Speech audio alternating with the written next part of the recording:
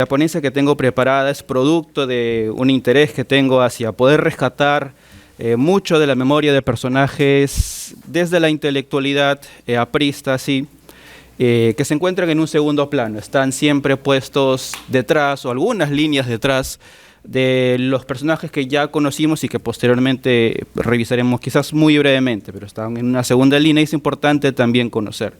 Para esta investigación he podido contar con entrevistas personales. Alfonso, muchísimas gracias por tu disposición siempre. Y he podido revisar cierta bibliografía y bueno, vamos a comenzar con la ponencia titulada El APRA de su camino, Arturo Sabroso Montoya y Alfonso Salcedo Rubio, dos intelectuales apristas. Por temas de tiempo voy a tratar de apurar esta presentación. La historia del Partido de la Estrella está profundamente marcada por agitaciones políticas, desencuentros programáticos, pero por sobre todo por una gran influencia de pensadores e intelectuales, trabajadores de la superestructura. Fundado en 1930, el Partido Aprista Peruano es el partido de masas de mayor trascendencia en el siglo XX peruano. Su influencia y sus fundadores y militantes recorren desde las protestas universitarias que hicieron eco de la Reforma de Córdoba, pasando por el oncenio de los 30, los debates y rupturas políticas producto de la convivencia con Manuel Prado Artecha hasta la Asamblea Constituyente del 79 y los posteriores dos gobiernos apristas de Alan García. El siglo XX, el siglo actual anterior, es un siglo eminentemente de intelectuales y el APRA no sería la excepción. Todos estos pensadores forman parte de algo más grande, de un movimiento que determina un camino político de su época y décadas posteriores. Desde realistas, indigenistas, socialistas, apristas y fascistas, todos ellos estos pensadores definirían el rumbo del acontecer del país durante el siglo anterior. Para esta presentación, como dije, voy a estudiar precisamente dos fenómenos, la intelectual aprista, en dos casos muy particulares. El primero de ellos, voy a tratar de apresurarme, de Arturo Sabroso Montoya, que es uno de los militantes más conocidos por parte del APRA, sin embargo, se encuentra en un segundo lugar, y a Alfonso Salcedo Rubio, también un militante de la segunda parte del siglo XX, que termina siendo sumamente importante para las últimas décadas del partido aprista peruano. Siguiente. Bien. Vamos a revisar rápidamente a Arturo Sabroso Montoya, obrero intelectual. No voy a detenerme en cuestiones biográficas porque son bastante accesibles para el público, sino el trabajo que he podido realizar a través de su propio archivo, que se encuentra en la Pontificia Universidad Católica, el archivo Sabroso Montoya. La vida de Arturo Sabroso Montoya ocupa un lugar clave para la comprensión y estudio de la historia sindical peruana. Su nombre está íntimamente relacionado a la Central de Trabajadores del Perú, fundada en 1944, al igual que el sindicalismo autónomo por el cual el APRA aboga largamente como mecanismo para minar la influencia del comunismo en espacios que estos dos disputaban. Nacido en 1984, Sabroso Montoya es parte de una generación de recambio político e intelectual, y desde su juventud como obrero textil, desde los 14 años presenciaría los primeros reclamos de clases trabajadoras en busca de mejoras laborales y la presencia de un Estado más fuerte, más participador o también Estado técnico. La importancia, y ya saltando un poquito más al trabajo de Sabroso Montoya, la importancia que él tiene está centralmente en su trabajo de la CTP, son palabras asociadas directamente con él. En este trabajo que tiene Sabroso Montoya en la CTP existe un punto en el que creo que es lo más resaltante de al menos la parte de su ponencia, es en la Escuela Sindical de Lima, la ASL, que inicia actividades pocos meses después de la asunción de Manuel Prado en el 56. La finalidad que tiene la Escuela Sindical de Lima fue formar trabajadores en un muy amplio temario de asuntos importantes en materia sindical, como también en actividades culturales. Todas estas sesiones se encuentran publicadas en un folleto titulado Educación Obrera en el Perú, que es fuente para esta investigación. Y esta escuela sindical es parte de un plan mayor que tenía el Partido Aprista a través de la central sindical, que buscaba ampliar su influencia más allá de Lima, tanto espacios como Huancayo, en el cual tenía también una importante presencia, Chiclayo, Chimbote, Arequipa, donde Arturo Sabroso también estaría presente. Cabe resaltar también que dentro de los docentes de esta escuela sindical itinerante se encontraban también apristas importantes, intelectuales que han pasado a un segundo plano, por cuestiones quizás historiográficas, entre ellos Ricardo Temoche a cargo de las materias sindicalismo, Ramón Solís Reaño, Derecho del Trabajo, Justo Enrique de Barbieri, Oratoria, Carlos Izaguirre en Contratación Colectiva y nuestro personaje principal Arturo Sabroso Montoya en el curso de Historia Sindical del Perú y América. Todos ellos prestarían servicios de manera gratuita, pero si aquí lo más importante es prestarle atención al trabajo que realiza Sabroso Montoya en Historia Sindical del Perú y América Latina. La importancia que él le da a esto surge a partir de que en los archivos podemos encontrar que tenía un libro que se estaba gestando ya buen tiempo, cerca de 2 décadas, y que lamentablemente no terminó saliendo a la luz, hasta donde podemos ver. Se encuentra hacia la mano derecha, Realidad Sindical del Perú y América Latina, entre los cuales se encuentran mapeados 5 capítulos, pero solo están, al menos en los archivos 3, 2 no tienen paradero conocido. Y en este trabajo, que hubiera sido así trascendental, probablemente hubiera sido canon dentro de la bibliografía de sindicalismo a nivel peruano, él intenta explicar los primeros tempranos movimientos obreros, luchas por las 8 horas, los movimientos anarquistas, la separación del, digamos, sindicalismo autónomo, entre paréntesis aprista, como también los enfrentamientos que tenían y diferencias con los comunistas. Otro de los trabajos dentro de la producción intelectual y que también está quizás un poco soslayado por parte de Sabroso Montoya es Réplicas Proletarias, publicado en 1932, a partir de la cual él intenta responder a los cuestionamientos principales que le hacían al partido y a su sindicalismo en aquel entonces, y sobre todo al personaje de Víctor Raúl Aya de la Torre en aquel entonces. Como muchos apristas de la época, e incluso hasta los actuales, era un fiero defensor del compañero jefe. Aquí incluso llega a polemizar con un marxista importante dentro del siglo XX como Ricardo Martínez de la Torre, y sus diferentes cuestionamientos pasan aquí en esas réplicas proletarias. Quiero pasar también a una parte brevemente de otro aspecto del trabajo de Arturo Sabroso, que es su participación con la Marsellesa aprista, ¿no?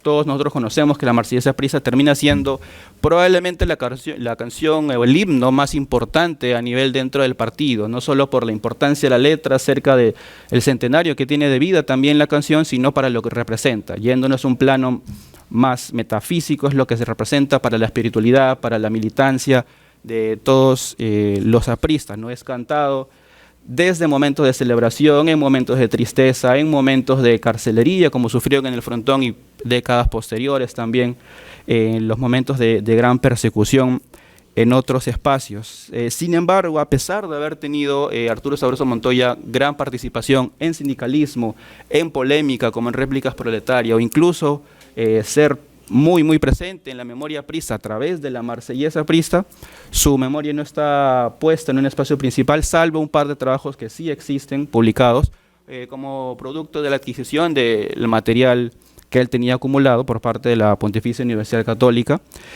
Sin embargo, se centra bastante más en su aspecto sindical, aunque no tanto en una vena intelectual. Pero sí es importante mencionar que el espacio que el partido le ofrece se encuentra un poco más inclinado hacia un tema de derechos de autor. Cuando aparecen los cancioneros apristas, cuando aparecen los vinilos apristas, se le reconoce a él como autor de las letras de la Marsellesa, pero no llega más allá. No solemos ver su cara, su rostro en algún espacio público de veneración aprista. Pasemos ya, por cuestiones de tiempo, con otro de los intelectuales ya de la segunda mitad del siglo 20 importantes para Alfonso Salcedo Rubio, aquí presente, a quien le agradezco también su participación en entrevistas y en el material que él ha podido compartirme. Podemos ver en imágenes una foto compartida por él en la tribuna, 1962, en las oficinas. Una foto bastante elocuente del trabajo que él tuvo. Vamos a comenzar con la parte de él. Bueno, como muchos jóvenes apristas, Alfonso Salcedo Rubio le llega al partido a través de la familia. Sus padres terminan siendo parte de un levantamiento armado en Cajabamba en 1932, posterior a la insurrección de Trujillo. Esta fallida asonada obligó a la pareja a huir de represalias hacia las sierras de Huamachuco, donde Alfonso nacería un 12 de octubre de 1936. Pocos años después, la familia se asentaría en el distrito de Breña, en Lima, distrito históricamente aprista, punto importante. Y a partir de aquí, su formación política transcurriría entre debates en el Colegio Antiguo, La Merced, y sus viajes en el tranvía Lima-Callao hacia reuniones clandestinas del partido, donde conocería a personajes muy importantes del aprismo, como Andrés Tausen Ezcurra, Nicanor Mujica, Armando Villanueva del Campo, líderes históricos que también tendrían una influencia en su vida política en adelante. Paralelamente a los estudios universitarios que él tiene en la Católica a inicios de los 60, comenzaría a trabajar en el diario La Tribuna, periódico aprista por excelente, a partir de 1958, gracias a una intermediación que tuvo Nicanor Mujica con él.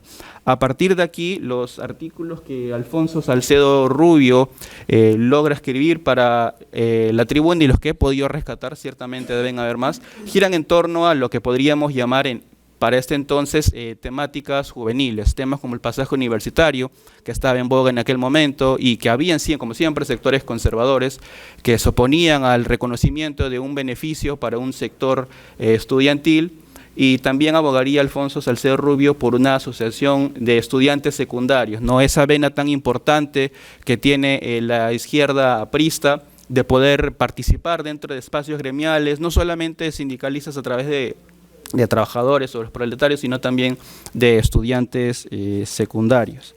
Esta influencia que tiene, o la participación que tiene en la prensa, le da mayor luz a él y le permite que Víctor Raúl Ayala Torre pueda poner su radar sobre él, ¿no? Tomemos en cuenta que tiene un muy buen ojo, muy buen olfato para reconocer jóvenes talentos.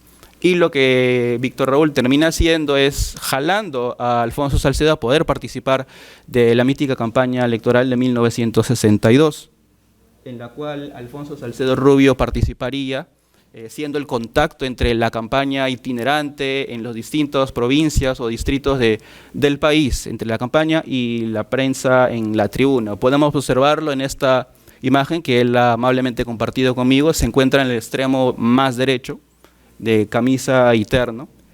Eso se encuentra en Sorochuco, si no me falla la memoria, ¿sí? Y donde ahora es Conca.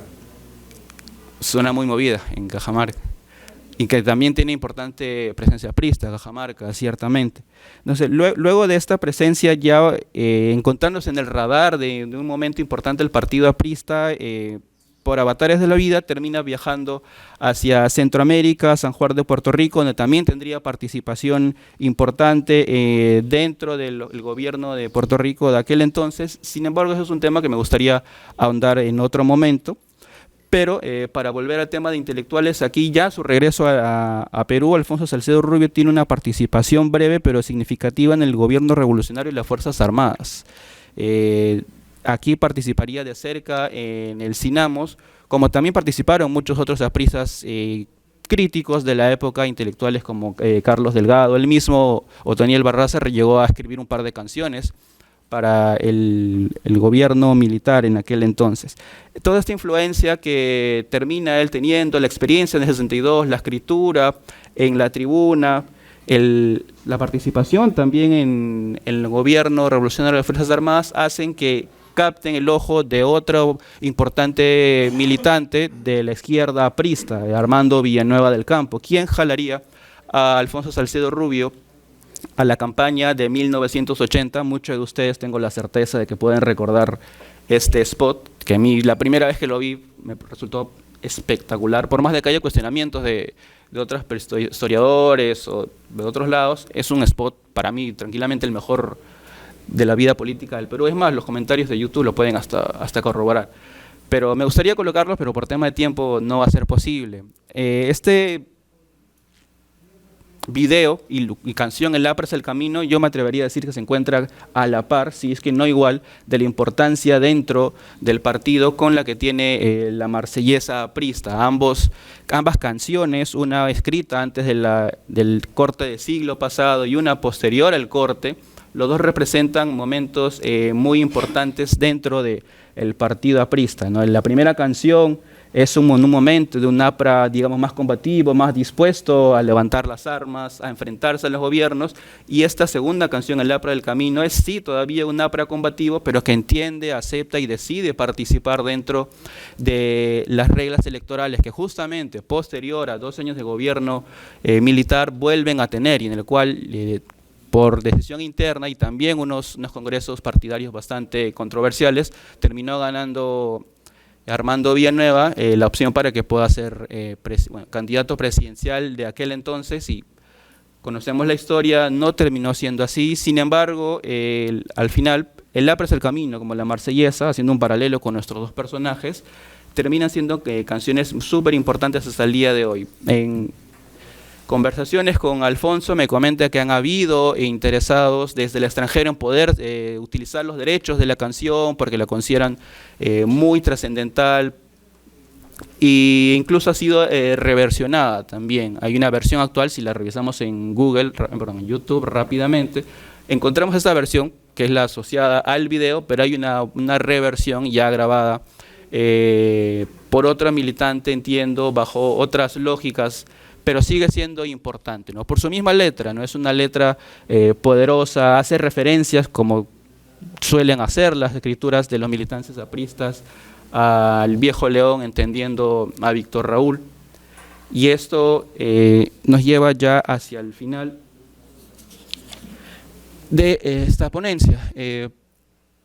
Es necesario contrastar a estos militantes, vamos a llamar no conocidos, en una segunda línea, como comentó la ponente anterior, sí súper importantes, quizás están debajo en un segundo lugar, puede que no tengan el reflector encima, pero terminan siendo trascendentales para la existencia del partido aprista en el siglo XX. Estas fotos son tomadas en la Casa del Pueblo, el Aula Magna, donde si entramos vamos a ver a los lados gigantografías de los apristas que son más recordados. Luis Negreiros Vega, asesinado por el gobierno de Odría, sindicalista sumamente importante, Luis Alberto Sánchez, Manuel Seoane, el Cachorro, conocidos también para el APRA, todos ellos o sindicalistas o polemistas, o también escritores de ideología aprista que tienen un espacio y que se encuentran visibilizados en el aula magna, a modo de decir, recordemos su existencia, recordemos su trabajo. Sin embargo, como había mencionado hacia el inicio, Arturo Sabroso Montoya no cuenta, hasta el momento donde yo vi, con una gigantografía puesta, y tampoco Alfonso Salcedo Rubio cuenta, y considero que sí debería tener una presencia allí mucho más activa. Hay explicaciones para esto, por temas de tiempo vamos a cortarlo un poquito, pero Arturo Sabroso fue sometido a procesos de disciplina en 1944 que pueden haber generado un quiebre con su cercanía al APRA. Al final de sus días se encontró también distante al partido, decidió que su cuerpo no sea velado ni en el local del CTP ni en el local del partido aprista, y su familia prefirió que esté velado en espacios personales. Y por parte de Alfonso Salcedo Rubio, su participación tanto en el gobierno revolucionario y las Fuerzas Armadas, posteriormente en apoyos también en las campañas de Alejandro Toledo, hicieron que algunos militantes dentro del partido lo terminen segregando un poco de la cercanía al partido por su afiliación a la izquierda más antigua y más democrática del partido. En resumen, considero a estas dos personas o personajes que deben ser importantes y deberían, considero yo, tener un sitial muy importante dentro del partido aprista. Arturo Sabroso en la primera mitad, Alfonso Salcedo Rubio en la segunda mitad del siglo XX. Muchas gracias. Probablemente pocos de ustedes lo conocen, y lo que les voy a contar, hasta hace pocos meses yo tampoco lo sabía. Lo he descubierto al investigar para la novela que estoy escribiendo sobre su vida. Aunque Miguel Extremadoiro nació en 1909, empezaré su historia viajando en el tiempo al 17 de noviembre de 1950. Él tenía 41 años, vivía en Nueva York y fue tomado preso en Ciudad Trujillo, en ese entonces ya en la capital Santo Domingo de República Dominicana. ¿Qué hacía mi abuelo en ese país en plena dictadura de Leonidas Trujillo? Sincronicemos nuestros relojes. Son las 10 de la mañana cuando mi abuelo aterriza en Ciudad Trujillo, proveniente de Nueva York, para ofrecer productos electrónicos. Hasta ahí estoy bien. Gracias. Viaja en compañía de su socio americano, Howard Greenberg. ¿Pero por qué vivía Miguel en Nueva York? El año anterior, al viaje a Ciudad Trujillo en 1949, cuando Odría presidía la Junta Militar de Gobierno del Perú, Miguel fue citado a la prefectura. O renuncias al APRA, o te encerramos en el frontón, o te vas hoy mismo del Perú, le advirtió Alejandro Esparza Zañartu, director de gobierno, de quienes ustedes estoy seguro que han oído hablar. Prisionero en una celda, nada podría hacer ni por su familia, ni por su país, ni trabajar, ni por sus hijos. Tenía 4 hijos chicos y entonces decidió que la mejor opción era la tercera, irse del Perú. Ese mismo día consiguió salir. Me imagino que eso enfureció a Alejandro Esparza Zañartu, quien meses después, en noviembre de 1950, logró que se le arreste en República Dominicana. Grandes fueron las penurias, que no puedo contar en estos minutos, pero que fue encerrado en la terrible prisión de la Fortaleza y juzgado por formar parte de actividades subversivas, pertenecer a la Legión del Caribe y querer asesinar a Truman, Odría, Perón y otros presidentes. ¿Y cómo pudo salir del Perú tan rápido tras la amenaza de Esparza Zañartu? Durante los años 46 al 48, Miguel fue concejal ad honorem en el sector transporte de la Municipalidad de Lima, un cargo que en ese momento estaba ligado al APRA. La honestidad de Miguel por no cobrar coima llamó la atención del gerente de la General Motors, un gringo que le ofreció ayudarlo el día que lo necesitara.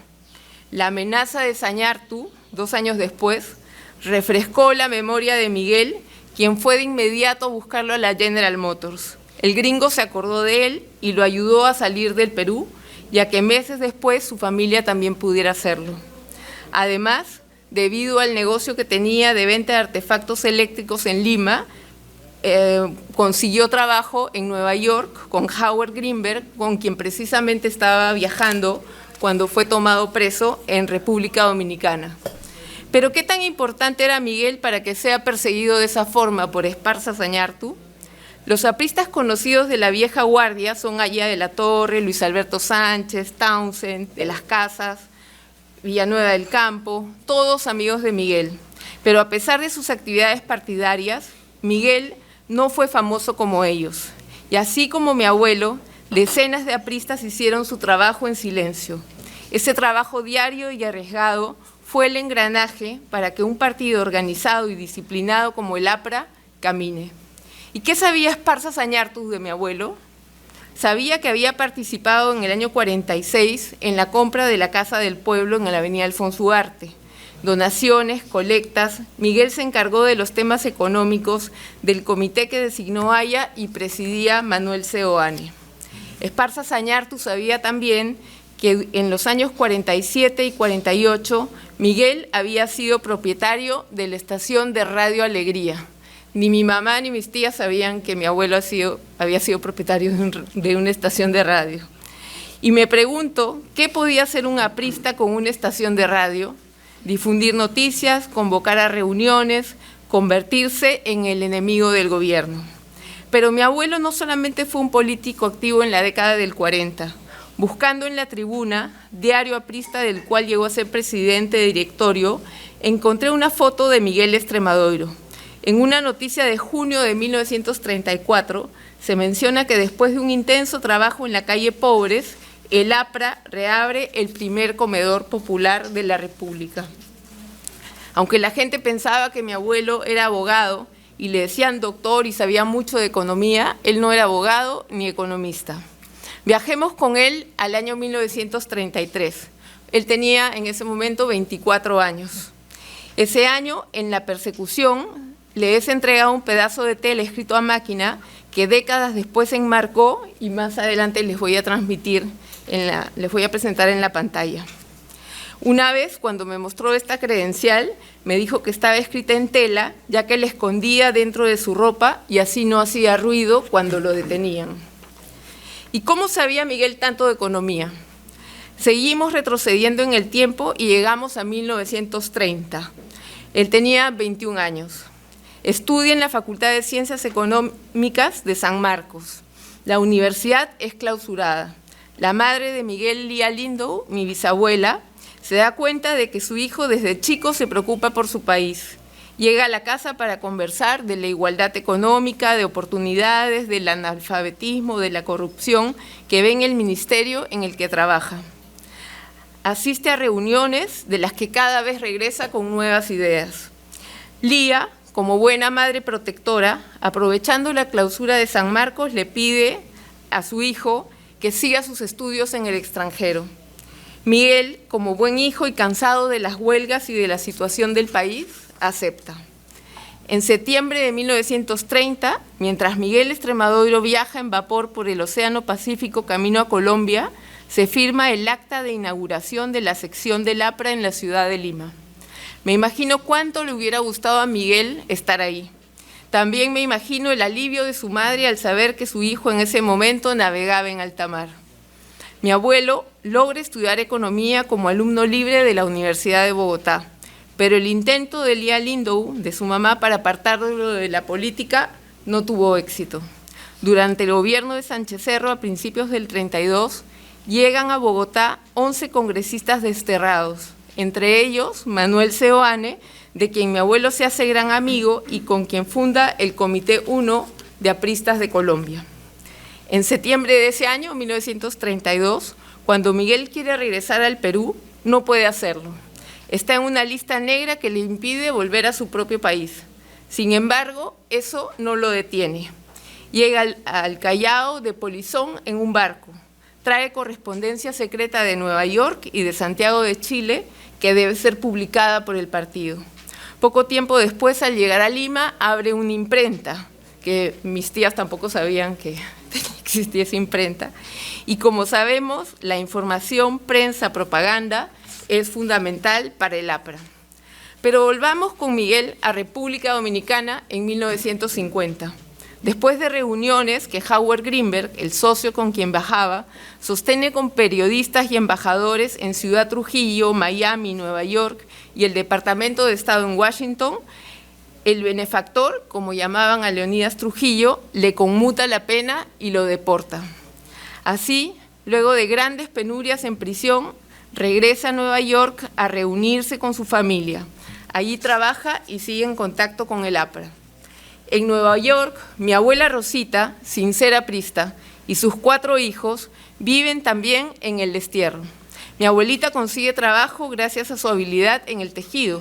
La familia entera tiene que aprender inglés, nuevos colegios, amigos, costumbres, vida. En 1956, con Manuel Prado en el poder, los deportados pueden regresar a sus casas y entre ellos la familia Extremadoiro. En Lima, Miguel vuelve a trabajar en la importación y venta de artefactos eléctricos y algunas tardes va al partido, como le decía mi abuelita.